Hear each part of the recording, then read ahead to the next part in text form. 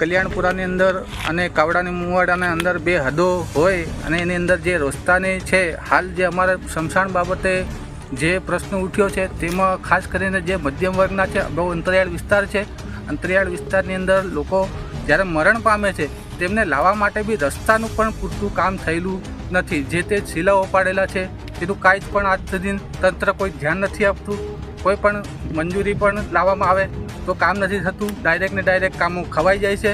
તો અમારા ગામજનોને એવી નિવેદન છે કે આ રોડનું પણ કામકાજ જલ્દીથી જલ્દી શરૂ થાય. કે જે ગ્રાન્ટ તો વપરાઈ ગઈ છે કે જે બાકી છે એ અમને ખબર નથી, પણ બીજા સમયે કોઈને આવા સમયે જ્યારે આવો બનાવ બને તો એના માટે જે આ સ્મશાન છે બનવું જોઈએ અને કાયદેસર લોકોને બીજું તો નહીં પણ જ્યારે મરણ પથારીએ જાય તો ત્યારે શાંતિથી બળે એટલું અમારા માટે અમે ગામ લોકો અને અમારી જે તેની રજૂઆત છે ને એ થવી જોઈએ. અમારી તમામ માહિતીથી અપડેટ રહેવા માટે જોડાયેલા રહો S9 ન્યૂઝ સાથે.